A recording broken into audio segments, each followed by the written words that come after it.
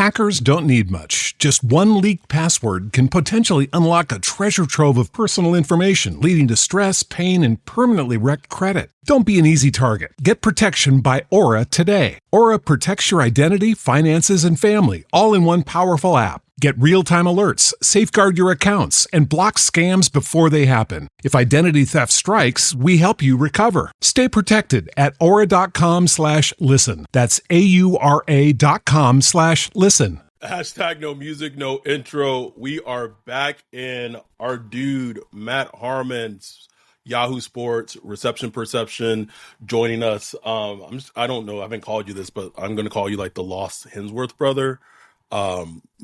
Meeting you finally in Indy, dapping you up, yoked as hell, the lost Hemsworth brother himself, Matt Harmon, joining SPP again. Thanks for coming on, talking about this hectic, crazy team that we call the Saints.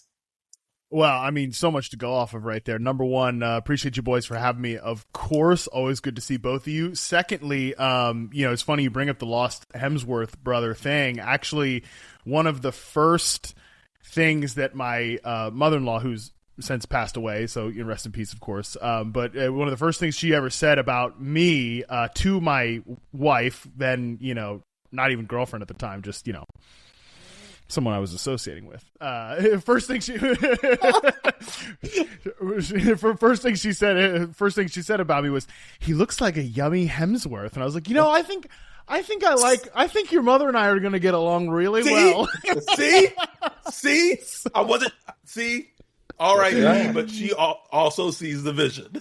Yeah, she was always a little too high on my stock, that's for sure. But I appreciate it nonetheless.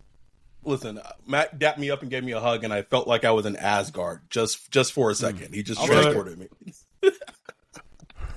But it was so cool finally get to see you, meet you in Indy at the Combine. Obviously the goal next year for both of us to be there so we can all get to, because that was your first Combine too. It was both our first Combines together, right? Which was a pretty dope and fun experience. These fucking Saints. So we kept it a little buttoned up last time you had you on the show. This time I feel like we need to just be ourselves because let those buttons down, bro. these fucking Saints. The biggest news, probably since free agency came out a couple of days ago, as my daughter's being wheeled in to get an emergency, getting her appendix taken out. I'm like, so much happening on that Friday. Saints. Derek Carr may be out for the season, shoulder surgery, allegedly, maybe, what? And seems like all hell's kind of broken loose on airline. What was your first thought, reaction when you heard the news? First was I gotta text Adam about this. That was my first. That was my first thought. We need to get in a group text together. So I got you. Ryan, I can get you in this the next time. Yeah, Adam bring Rosenthal in, bring everybody. Yeah, bring everybody in because that was my first thought, and my second thought was, man, I mean, for a team that, no offense, is basically irrelevant. None taken, buddy. For a team that is basically in the league, scale, pretty irrelevant, they got to be the weirdest team in the league, man. I've been saying it all off season, and then this was just the cherry on top of that, because what has under the surface, and you guys have done a good job reporting on this and discussing it, what has already felt like weird bubbling under the surface kind of tension is now basically laid out for the world to see. I just wrapped taping Football 301 with Nate Tice, and we talked about this where it was already hey, quarterback is a need for the Saints and is a possibility for them early in the first round at the 9th overall pick. Now it's everybody's going to be saying that. So it's no longer a hipster thing. Right. Exactly. And that's what's so funny about it. And it's always funny to me when I watch national people that cover the entire league, Mina, you, Greg Rosenthal, everybody. And when the Saints come up, it's always followed by a sigh. And now we got the Saints.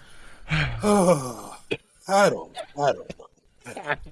know. I just always laugh at that, man, because we're the same way. We're the Saints fans, and we're the same. We're just oh. But yeah, man, it's such a fascinating story, and it's kind of like a long time coming because nobody really felt like Derek Carr. Nope, Derek Carr doesn't want to be with the Saints. Saints fans don't want Derek Carr. It's like, what are we doing here? You know, Kellen Moore didn't want him before he got hired.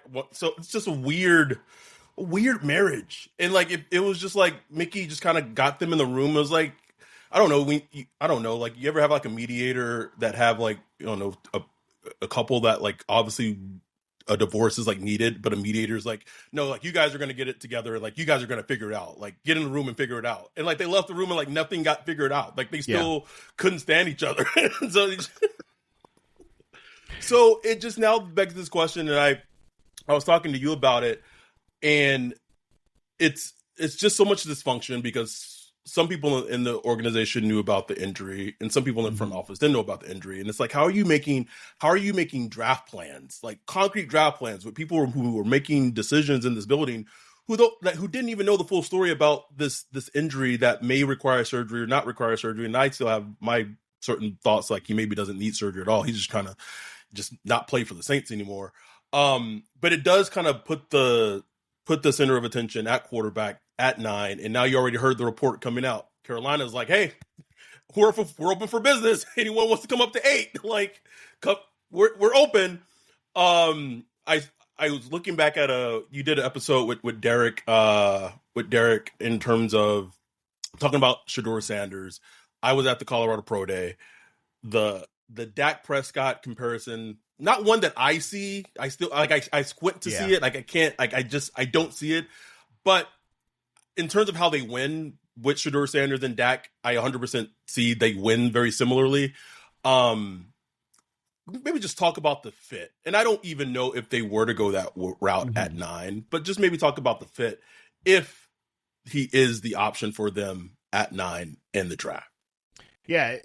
This was a long time ago. Derek and I did the show together where I kind of thought like, hey, and again, you guys have been sort of kind of bubbling this theory for a long time that maybe the Saints might be hot and heavy after a quarterback. And to me, immediately I'm like, Shedeur actually makes a lot of sense with the Saints for a couple different reasons. One, from just an environmental perspective, I think playing in the dome is probably the best thing for him, because I don't think – I actually kind of buy the idea that Cleveland is gonna, if Shedeur doesn't go 9 to the Saints, if he starts falling down the draft board a little bit, into the 20s or whatever, I could buy the theory that Cleveland goes Travis Hunter at 2 and then comes back up for Shedeur and just like pair him back up. Number one, like that's a team that is very much irrelevant, and it's an owner that does not want them to be irrelevant. Well, the surest way to be relevant right away is you take these two guys out of Colorado, and every major media network is talking about you in a positive light for the first time since you inked the Deshaun Watson contract, basically. Right. And perhaps maybe ever. Talking about you positively in that way. So I do buy that is a possibility. But, you think about like Cleveland, weather, wind late in the season, I'm not sure that's the best thing for a guy like Shedeur, but playing in the dome where it's just consistent conditions, whenever you're at home, I think that could be good for him. Secondly, I do think he's a really good fit in Kellen Moore's offense, which is pretty traditional, like quick game concepts. And I think Shedeur is smart, accurate, and when he's confident in what he's seeing and confident in the protection, plays on time and can play in a pretty good rhythm. I think they have the right receivers to execute that from a Chris Olave standpoint when he's on the field, and I think Rashid Shaheed's a better underneath separator than he is credited for. Like I think those guys, the three of them, could be really good fits in the offense and some of the concepts that Kellen wants to run. I just wonder if organizationally they see it the same way. But I do think from that standpoint, I think he makes a lot of sense. And even just some of the deeper concepts as well. I don't think Shedeur has like a Chad Pennington arm or something like that. No. In terms of these like deep play action shots, deeper digs, full field crossers, I actually think that he can push those accurately on time in a way that sets a guy like Chris Olave, who's consistently knocked for not having a lot of yards after the catch. I'm like, number one, his slant route rate, and I might have told you guys this on the previous podcast, but his slant route rate from his rookie year is literally the lowest slant route percentage I have charted for any receiver any season since 2014. Like, this guy's not had a lot of chances to run in breakers. Last year was really the first time, basically in the course of his career, that was the case. And of course, cut short with injuries, there was a lot of chaos and the whole thing in New Orleans. So I think with Shedeur, you're setting up a guy like Chris Olave to run after the catch on some of these end breakers, and Rashid Shaheed as well. Glad you brought up Olave, because like every now and then on Twitter, like among Saints Twitter, there's this kind of like this bash Olave. It's a small group of Saints fans. Talk about it last year too. Yeah, it's not all Saints fans. It's just a certain segment that's like, trade Olave, get rid of him. I get it. Like, especially the injury standpoint, I can understand that aspect of it. But even before like the concussions this year, it was just like there's some people that just don't like him for some reason that I just don't really understand. I mean, the kid has put up, over 1,000 yards with Andy Dalton and Derek Carr and Jameis Winston, like multiple seasons. What is it that can be unlocked? I think the biggest thing is he doesn't score a lot of touchdowns. Mm-hmm. But to me, I don't know if that's like an ability thing. That seems more like just a usage, a deployment thing, Yeah, I mean, one of the best receivers we've ever seen play the game, who just recently retired, Julio Jones, who me growing up a Panthers fan and you guys as a Saints fan, we were all familiar with what Julio Jones can do. Yep. We were all familiar. But that guy had like touchdown scoring problems, and I think most of that was just, not a Julio Jones issue. That was mostly just, usage and some of the quarterback stuff and everything like that. So I think that a guy like Chris Olave, who separates really well and against man coverage, like, you can get that guy to score 8 to 10 touchdowns in a season, no problem. Your team has to score a lot of touchdowns.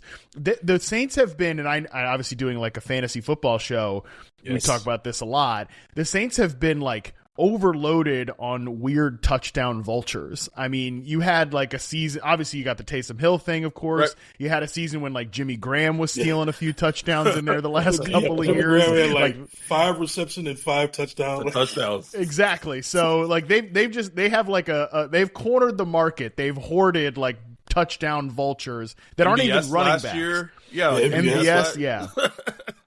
So they've always got like a random receiver that pops up or something like that. So I think a lot of it has just been circumstantial. And again, the team is not they've been high in like points scored, but some of that has been from these like random role players ish. But yeah, I think Olave is a great player. He also is the type of quarterback though the type of wide receiver that needs the right quarterback. And I don't think Derek Carr and him have ever really seen the game the same way. There's always been, absolutely I was saying it nicely, but there's always just been like a weird disconnect between those two guys, which is strange because obviously Carr has had productive moments with a wide variety of receivers too. Like, I mean, Hunter Renfrow and him had a great chemistry and connection. Obviously, Devontae Adams had one of his more productive seasons, even if it wasn't one of the more productive from a per route basis. Like, he fed that guy the football in the intermediate area, and it just was always weird. And even Rashid Shaheed and him have had a really good connection and chemistry. But for some reason, those two guys have just never really been on the same page. I think that's been part of it. But also, like, he's the type of guy that you don't just necessarily give Chris Olave like a bunch of Mickey Mouse touches underneath or anything like that. He is a real deal route runner, and that does require the right like timing and anticipatory passer. Or I think you hit on the money, because me and Ryan this has been on our avenue for like the last 2 seasons. Like, Chris Olave will be open, and like Derek Carr does not, like, he would not look his way at all. Like, it was just like he wasn't even on the field. It really felt like after that Jags game, it was like Monday Night Football, Thursday Night Football, Monday Night Football game, prime time, when it goes viral that like he was like yelling at Olave for like running the wrong route, the alert route, which he didn't run the wrong route, he run the right route, but he like, it just seemed like everything after that has just went sideways completely, and they just have not been on the same page and what have you. But so there's also this theory that I've heard, and I feel like this is what's really going to plague the Saints between now and draft day, is do we just go quarterback at 9? Like, do we just, whoever it is, whether it be Shedeur, Dart, maybe Milroe, because I do know they loved Milroe before he kind of cratered in the last 5 games at Alabama, but they had a very strong like infatuation for Milroe. Prior to then, do they just go to quarterback at 9, or do they do this thing where they want their cake and they eat it too, and they go best BPA? Do they go a Tyler Warren or a Tetsuo McMillan at 9, and then whoever quarterback they have the affinity for, if that quarterback is falling, trade up and get that quarterback later in the draft, and whether that be using their 40th overall pick, or knowing this team, they may trade next year's 2026 first, and that pick just gone. Just knowing how this team operates. But we'll talk about Tet, but just talk about like maybe what you're thinking, what your thought is of like the asset management is if they were to go that route of a Warren or a Tet at 9, and then coming back at some point in the draft and getting their quarterback later. I guess it depends on where the quarterback is. I do think a lot of teams will flirt with this idea, because I think that when you just look at the back half of the second round, like let's say the Saints don't go quarterback at 9. Like, where's the next spot for a quarterback? Like, this whole chunk afterwards from like Bears, Niners, Cowboys, Dolphins, Colts, Falcons, Cardinals, Bengals, Seahawks, like Bucks, Broncos. That's the one to me. Seahawks, I get. I could see it just because the Darnold contract is essentially a 1-year deal, but that would feel pretty tough. Like your whole kind of offseason is, hey, we're rebuilding the offense under Gary Kubiak and Sam Darnold. He's a great fit in this offense, and then you're going to kneecap him on draft night. That does feel a little tough. But I think once we get to like Pittsburgh and the Rams in the back half, those are like actual quarterback teams. But with Pittsburgh, let's say they actually sign Aaron Rodgers, which somehow still has not happened. I don't think they're going first-round quarterback if they take Rodgers. Like, you're trying to win. Like, you're trying to win that this year. The Rams would then become the interesting one at the 26th overall pick. And I do think just because they're like the Vikings at 24 are an interesting team to trade down because they don't have a lot of picks because they traded their future picks to get J.J. McCarthy last year. So I think that's the team that you might be looking to jump. And if Dart and Shador are both still on the board in that scenario, then it is kind of, hey, maybe we do just need to trade maybe next year's first-round pick or whatever. I don't love it. I don't love doing it, but that would sort of seem to me to be the spot. I really wonder what their view of Jackson Dart is, and maybe you guys. I know that they like him. I wish I could tell you definitively if they love him. That I haven't been able to pinpoint. The only thing that is kind of stuck in my head about the whole thing is that there's so much like this Jalen Hurts comparison for Jackson Dart, which in my opinion, I feel like you have to really squint at and like focus on a couple of different attributes to see it. I think it's the rushing instincts, and I think it's the way he places, and I'm not even saying rushing ability. I'm saying rushing instincts. And I also think the way he places like go routes outside the numbers is a little reminiscent of Jalen Hurts, but that's it. Those are the two things that I do wonder, because Kellen obviously coached Jalen last year. Maybe there is a reason that this connection keeps popping up. Maybe, but those are the two. That's kind of the spot. 24th overall with the Vikings is the spot I would look at. Yeah, that's a good one. I never really thought about that. I think that would be a good target. A smart team would do. So Saints, I don't know. Another thing is like everybody, like this, it seems like the Saints are putting out a lot of smoke intentionally about the quarterback because nobody really knows. Like when you talk to people, some people say they love Shador. Some people say they love Dart. Some people say they love. We had Tony Pauline on a few days ago. He said they love Ewers out of Texas. I've been hearing a lot about Shook lately. Like the Shook thing has just risen out of nowhere this past week. God. They love Shook. So honestly, I don't know. Like I don't know who they like. But the thing we keep talking about on this podcast is we don't really know what Kellen Moore likes. Like because every quarterback he's had has already been in place when he's been there with with Dak, with Justin Herbert, and with with Jalen Hurts, all different style quarterbacks to a certain extent. So it's like, who is Kellen Moore? Like what is he looking for in a quarterback? Nobody really knows. It's a great point, and all three of those guys, at least in my opinion, are really different in terms of Justin Herbert, Dak, and Jalen Hurts. I think that's a credit to Kellen Moore that he has had, to varying degrees, functional offenses with three very different quarterbacks, and I think he's been like to me. I think that it's funny that it gets framed this way with the Eagles' offense last year. That what did Kellen Moore do? Like they just had a bunch of superstar players. Yeah, dude, do you know how many times we talk about like these teams that have superstar players and the coordinator can't get that F out of the way? Like that, Yes. that's what he did, was basically like, all right, let's lean into the things that these superstar players do really well. And hey, let me take my offense that was in Dallas very oriented to a guy like Dak Prescott, who likes to work quick game, is a smart, accurate passer, works over the middle, things of that nature.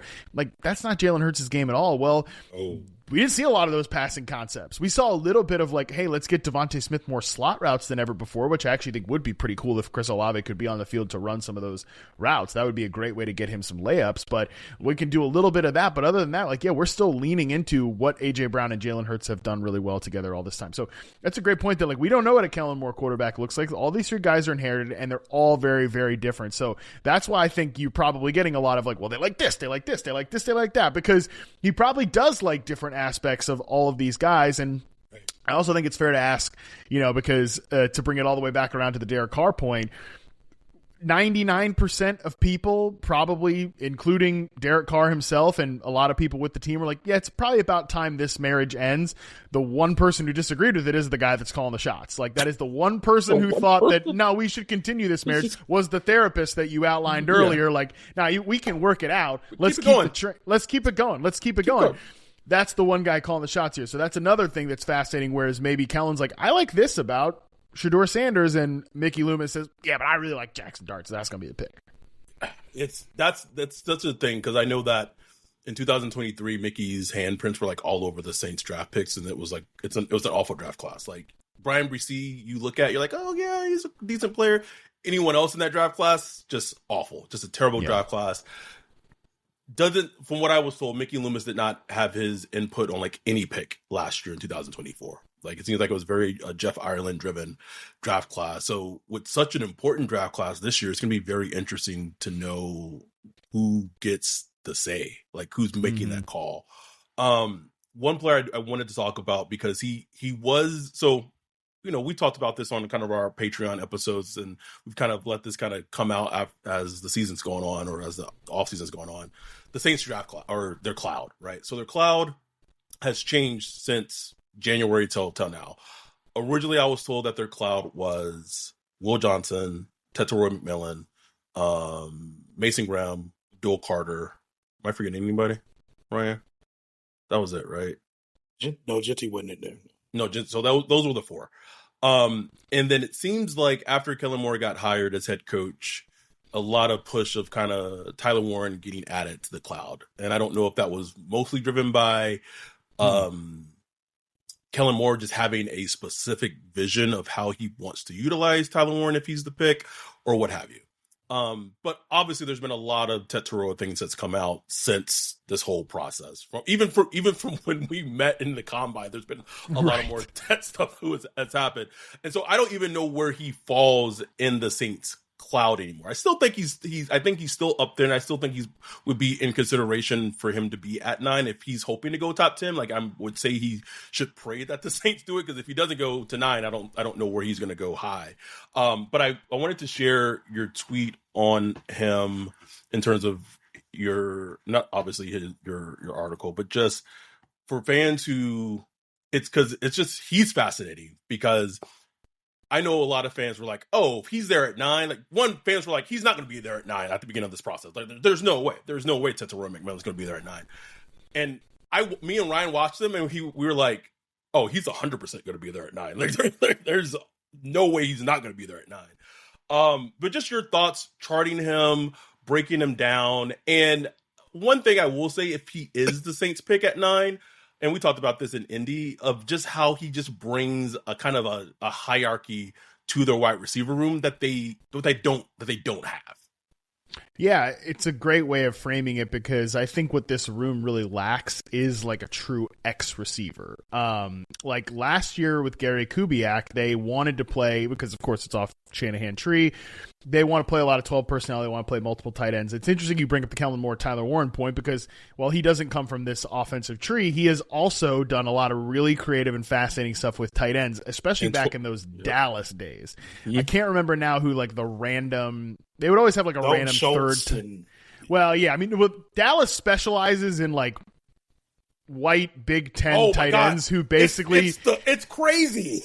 they're about the same size, aren't like they run about the same middling 40. They've like just cycled through that player for a long time. But they had a guy that I can't remember his name right now, but he played with the Commanders for a little bit. It might have been Jeremy Sprinkle. Yeah. He just was their third tight end, and they're like, they're doing some cool stuff with like Jeremy Sprinkle in the backfield. So I think because of that, I do think Warren would actually make sense in a Kellen Moore offense. But sticking on McMillan, again, they really lacked that like true X receiver, because last year they kind of had it when they were in two tight end sets. Rashid Shaheed's not a guy who is going to be your X. He's going to be your move around slot flanker type. So Olave kind of had to be that X receiver and run a lot of those. Think about like the big in-breaking routes that like Brandon Ayuk or Nico Collins runs in this offense. Like Chris Olave can run those routes, but I think also because he is a speed guy that you want to get working in the intermediate area, he makes a lot of sense as a Z receiver, the flanker. So I think adding McMillan into this offense immediately puts Olave in that role, kind of has Shaheed and him kind of rotating and working together. You're going to put guys in, like, defenses in conflict. If one of those guys is the on-the-ball slot receiver and the other is moving between slot flanker and on, like, pre-snap motion, full-speed motion at the snap concepts, and you go back and watch, especially early on in the season with the Eagles offense where, like, A.J. Brown and Devontae Smith are doing some of that switch release action. Yep. And I'm not even talking about what Tet's bringing from like a production standpoint. Right. He just allows you to have that back, what I've called like the sacrificial X receiver, and McMillan obviously you're hoping that I love that term. Oh, that's a great term. Well, you're hoping McMillan's not a sacrificial X. Yeah, You're taking him 9th overall. But just simply like on some of those concepts, he allows you to do that. So that's what I mean by like him unlocking this receiver room and like hierarchy perspective. In terms of him as a player, he's like a tier 2 receiver prospect for me. Last year, the guys all went in the top 10. Harrison, Odunze, and Neighbors are all tier 1 prospects. I think Travis Hunter, if you're just viewing him as a wideout, is a tier 1 prospect. So there's kind of a drop off then to guys like McMillan. And look, I mean, Brian Thomas, we talked about him last year. Man, I viewed him as a tier 2 prospect. Wrong. I was so wrong on Brian Thomas Jr. He obviously way outkicked those expectations. So that type can become your number 1. I just think he's a little bit like Cortland Sutton to me. I mean, you look at the route chart here, those like deep in breakers, that's very Cortland Sutton-esque. Like can be your number 1, but probably best as like a high end 2, which I actually like the idea of him and Olave kind of sharing that number 1 wide receiver title for a team. Yeah, man. And watching him, like those comebacks, man, he would come back like I don't know what, bro. I'm like, what the hell? And it's so hard to try to come up with a comp for him.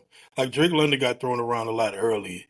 I was like a poor man's AJ Green, maybe. I don't know. It's like I call him Cortland Sutton when we did our when we broke him down. A good one, but I don't remember scouting him, so I can't really put my finger on it. This is like the same family of wide receivers where if we're talking about like, I think Michael Thomas, speaking of former Saint, he's like the peak of this archetype, like the better than you think separation X receiver. Right. Man, it's a shame that Michael Thomas never got to play with a guy who could really activate him downfield. And, I know I'm just preaching to the choir. It's also funny, by the way, people, if they sign up for a reception perception subscription, they get thank you. I appreciate it. If you look at the full history data, go back and look at like Michael Thomas's alignment data. This time of year, everybody's like, yeah, this guy could be a big slot receiver, just like Michael Thomas was for the Saints. Like, no, that guy was playing as the X receiver. He was out there as the X. He just ran a lot of quick in breakers because that was what Drew Brees did. But could throw at the time. Exactly. So he's like kind of him and Drake London to me are like 1-2 in this archetype. I don't view McMillan in that grouping. I think he is more in this Sutton or Michael Pittman type tier. And Michael Pittman isn't the Colts X receiver because they have like the sacrificial X receiver in Alec Pierce. Yeah, he is the sacrificial X. So they move Pittman around a little bit. And I actually think McMillan, you think about those comebacks, you think about some of these deeper in breakers, he could really be used well, kind of deployed off the line of scrimmage. It's like I look at it and I would hate it from an asset prospect wise, because I just think like if it does take a 2026 first round pick, that pick probably is top 8, top 7, knowing this team. But I could see how as an organization they could sell it, right? Like, hey, we're going to get we're going to get a McMillan at 9. We're going to get a Warren at 9. And then we're going to come back and we're going to get our quarterback. And then we have an offense for, like, we have AK. We could draft a running back later. Then we have a full receiver room. Yeah, our offensive line is, you know, when healthy, because that's something they love saying. When healthy, our offensive line is pretty decent. Yeah. And so this young quarterback of the future, maybe that quarterback doesn't even have to start it right away. Maybe Spencer Rattler can go out there a few games, take his lumps, and kind of just sell it to the fan base, maybe even sell it to themselves of whoever the quarterback is walking into a situation where it's not as dire as it may be, as most quarterbacks are walking into situations as rookies. Yeah, I can see it. I would.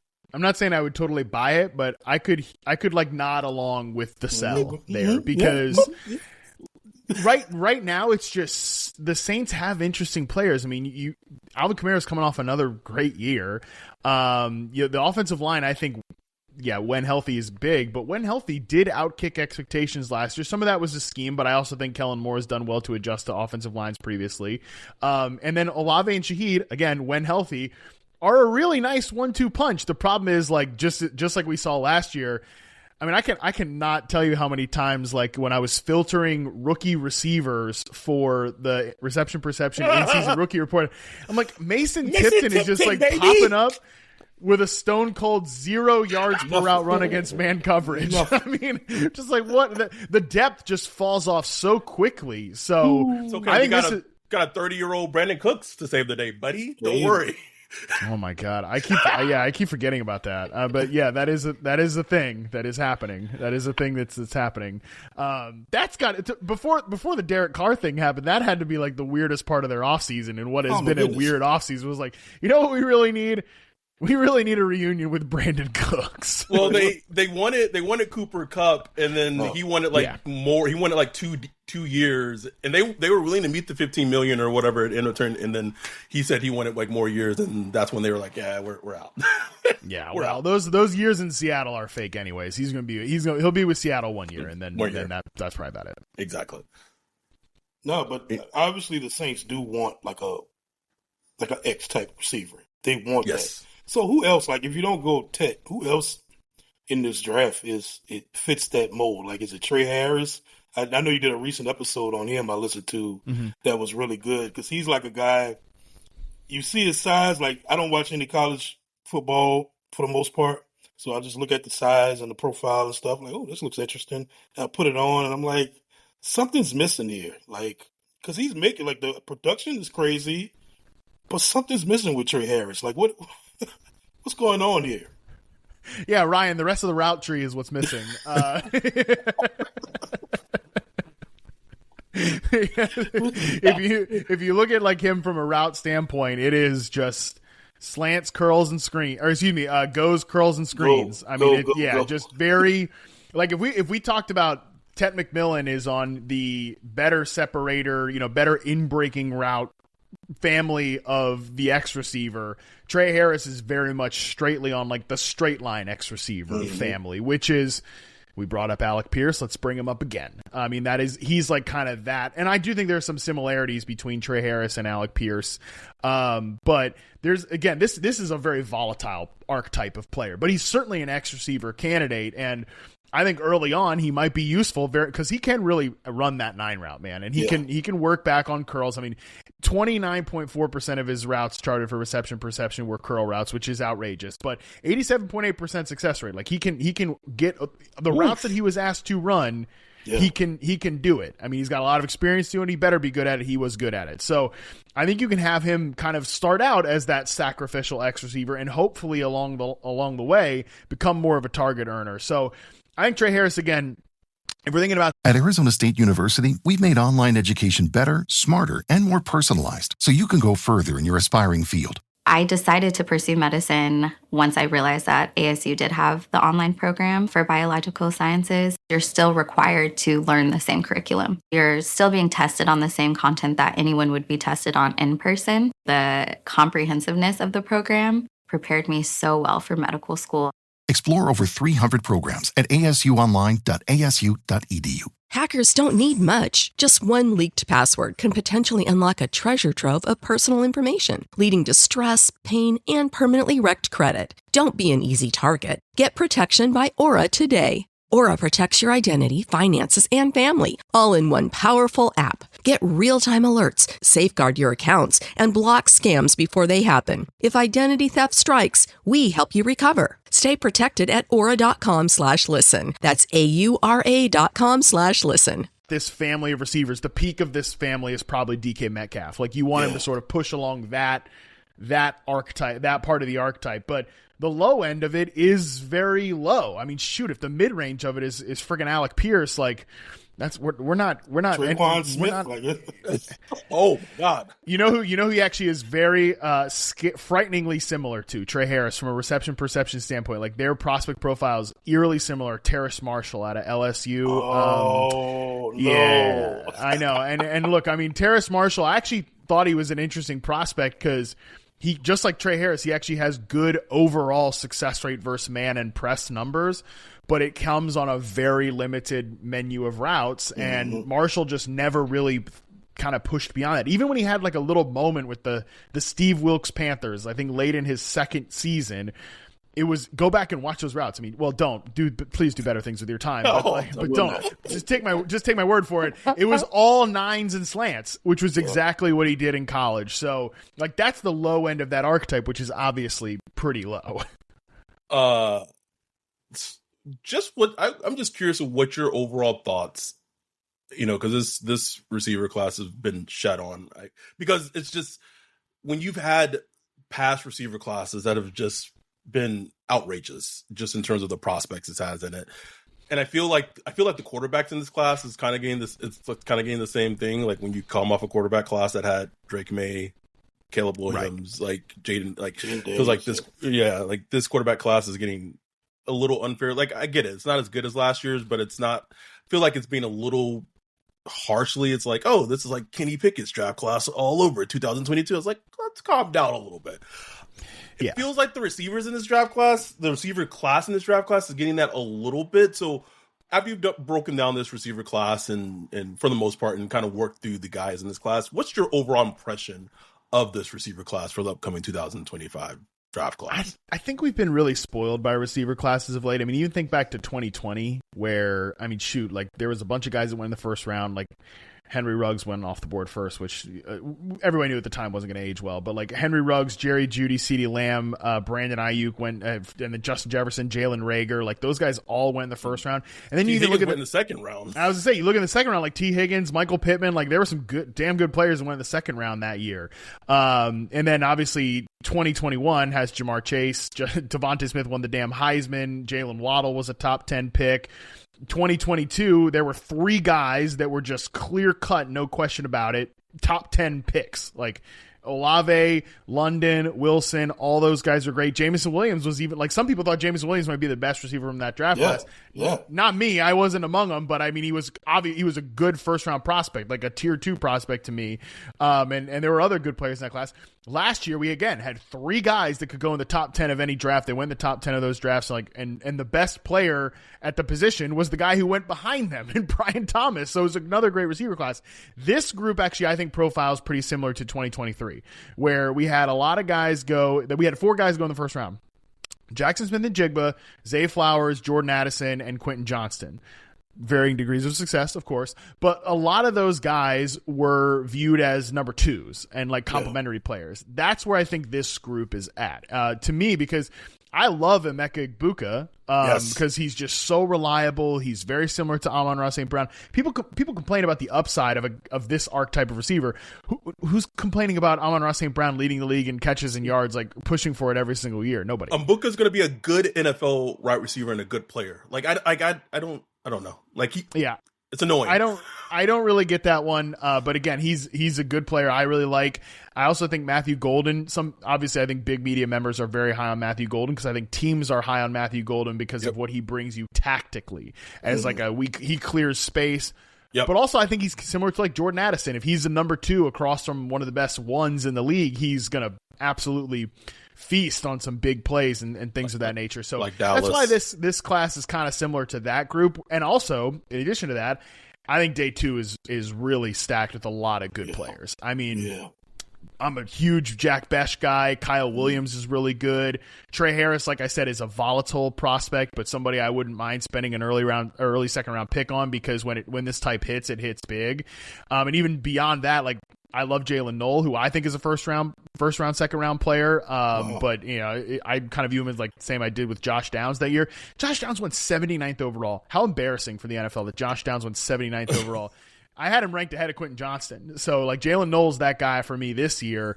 And then even, again, beyond that, like, some people like Jaden Higgins a little more than I do, but, he's kind of a good player. So there's some, I mean, he's got good hands. He just can't separate, which is a problem. That's an issue. Is a bit of an issue. So again, there are some quality options on the second day of the draft this year. I think that's where the strength of this class is. Did you get to Savion Williams to TCU? I knew you were going to ask. Yeah. God, I mean, he's perfect to talk about on a Saints podcast, because I could absolutely see him being one of those random touchdown vultures, that we were talking about earlier. That's one of my draft bays, man. I told that, like I said on an episode not too long ago, I just have a soft spot for those types. Like, just, they're not really great route runners, but you just get the ball in the hand. I can't help it. I just can't help it.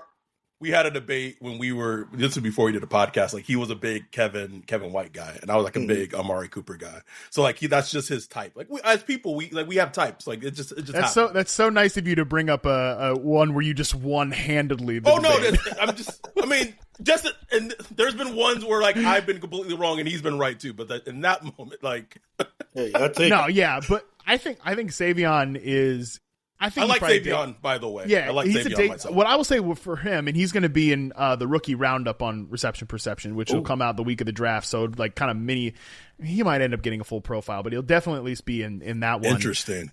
What stands out with him is I just think he has really good hands. Like, for a guy that is kind of a gadget player, and at least he's sort of viewed that way. And look, he can't run routes, like, at this point. It's just the routes between what's going on the right side of the field, which is Jack Besh's side, versus what's going on the left side of the field. It is like really night and day. But I will say, I do think, other than the Stanford game, the first one of the year, which was a mess for Savion from a hands perspective, other than that, he like cleanly catches the football really well on kind of these downfield routes. So I think there's something there, but I tend to think, which is why I said about like the Saints and kind of the touchdown vulture thing, I could see him as more of just like kind of a nebulous positionless type player, which that always does worry me, because it's just really hard to like work those guys into the flow of your offense. One of the last ones I have for you, and I know you don't do reception perception for tight ends, but the Tyler Warren thing is so fascinating to me, because just watching him, you see a lot of his production. It comes off like wheel routes where like no one's on him. Like you don't really see him screens. You don't really see him like lined up and maybe asked to beat like a linebacker, beat a safety. To his credit, like that's some of it. Like he was schemed open, and that's not his fault. But I would be just so fascinated to know, like, hypothetically, like what his perception would be, because he's a player that it's very a la carte in terms of player working out this offseason. He's not working out for anyone unless teams are interested in drafting him. So you're not going to have anything on him unless you're bringing him into your building and you're working him out yourself. So he's just a fascinating player to me, just in general. I just want to know your thoughts about Tyler Warren. No, yeah, I've watched him and Colson Loveland, obviously, and I think it's interesting how these two guys have been framed throughout the course of the process, because it feels like Loveland is sort of he's, you got to have the right system, you got to have the right this, that, and the other, because he's sort of like a flex tight end type. Yeah. I think he's so much more just like the regular inline guy. Yes. He's a better blocker than me. He's a very, very, like, gives a lot of effort. He was playing through a shoulder injury this past year, so you never know how much like that affects it and everything. But like, I agree with you. I think he's a good blocker and like somebody that I would just be comfortable as my traditional inline tight end, who also you split out and do some fun stuff with, of course. Warren, I do feel like is a bit more.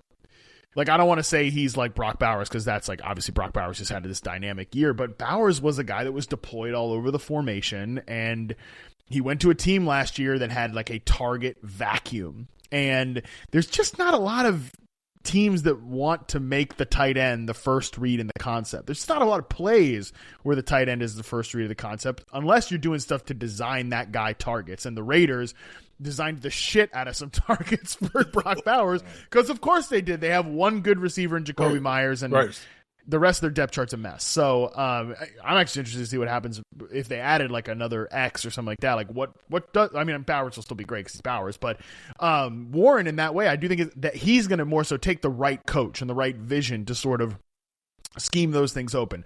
I think Sam Laporta with the Detroit Lions is kind of like a good comparison for him, because like Laporta is another guy that he gets credited as a better blocker than he is because he comes from Iowa. He plays for a hard-nosed Lions team, but he's more of like I'll get in the way as a blocker. Not a net negative, but I'll get in the way as a blocker more than like, yeah, I'm digging dudes out in the run game.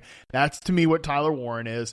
And he's also like a lot of those Laporta. This is why Laporta's production fell off when Jameson Williams emerged last year, because again, those are more threatening plays within the concept of the routes and everything like that. So I do think that's why Warren and sort of Laporta it makes sense to me. But that also, by the way, makes sense if he's the 10th overall pick by the Chicago Bears, who just hired Ben Johnson, obviously from the Detroit Lions. Right. Yeah, that's perfect, man. I can't stress enough for people. Everybody loves, the charts you put up and stuff like that, but like sign up for reception, a couple of bucks a month, and read like the actual write-ups, because the write-ups are like the best thing about it. Like you go deep into detail, and it kind of paints a real picture that goes along with the chart of, who these guys could really be. I love reading them on like every which one you put out. I just love reading it because you just really get a good vision of what this guy you're projecting into the NFL. Like, what can they really be in the NFL? Yeah. And I love, the way you paint the picture just through words. Appreciate you, man. Yeah, that's my favorite part too. Like, yeah, obviously the charts get a lot of attention, but a great one is like we talked about Jaden Higgins. Like, yeah, he does not separate. He does not come out with like success rate versus man press numbers that you want from an X receiver, which is what he was playing with Iowa State. But I talked about in the write-up, like, what if he does get a role change similar to like some of these guys that we've seen have these sort of same success rates? That's like, don't just never just look at the chart and be like, this guy sucks, this guy's good. Like, kind of why is that is the case? So I appreciate it. I try to put a lot of effort into the write-ups, and I appreciate you actually saying that that at least somebody's out there reading them, Ryan. At least somebody's reading them, bro. No, we read them.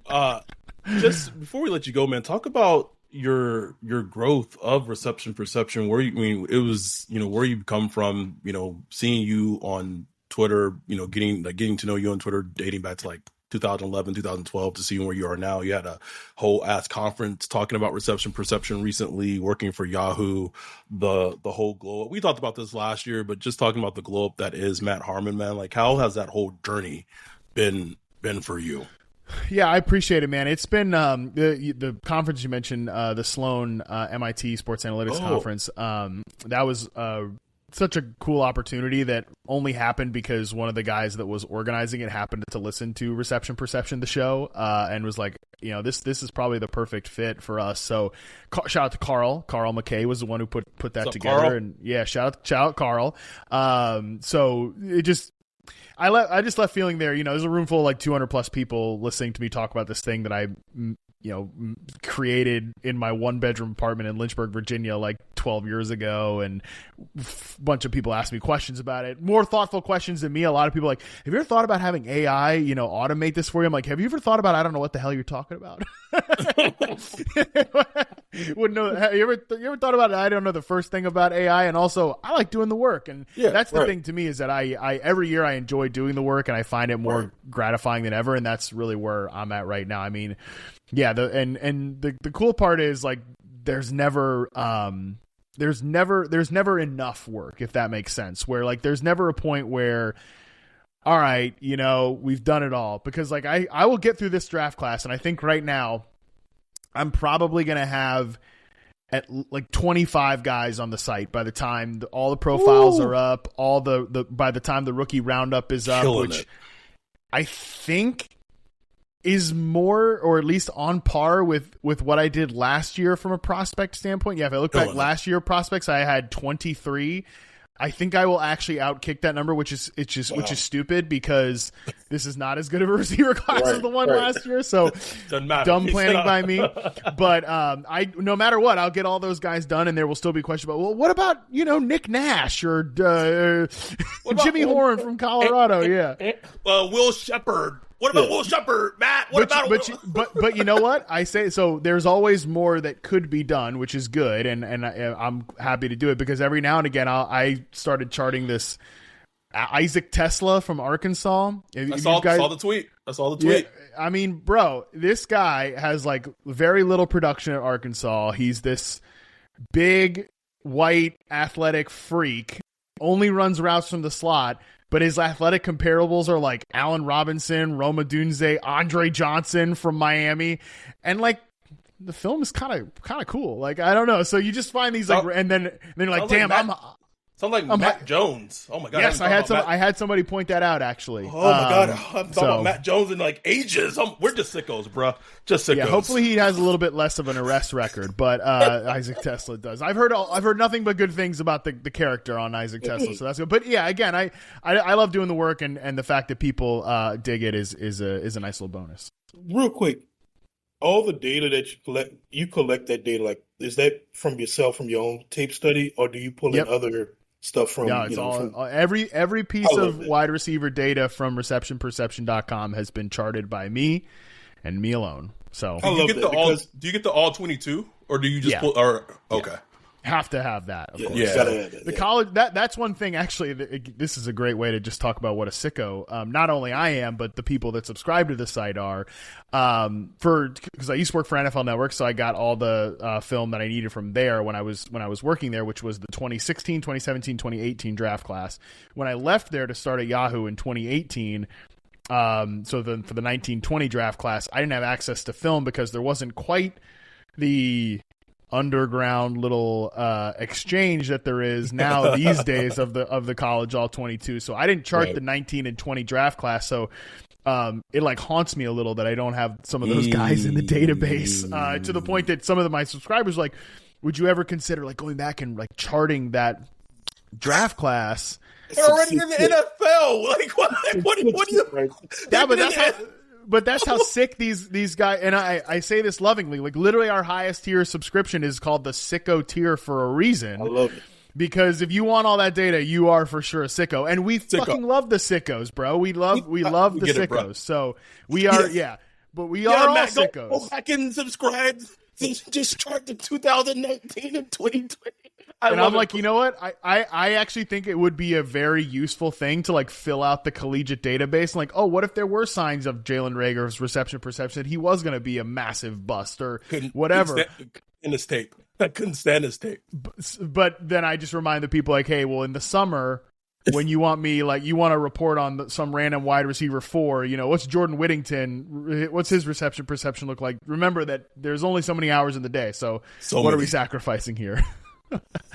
Matt, it's a pleasure. It's an honor, as always, having you on. Next year in Indy, we will all get together and chop it up. Love having you on, as always, bro. Anything that you're just excited about in this upcoming draft class that is coming up like next Thursday?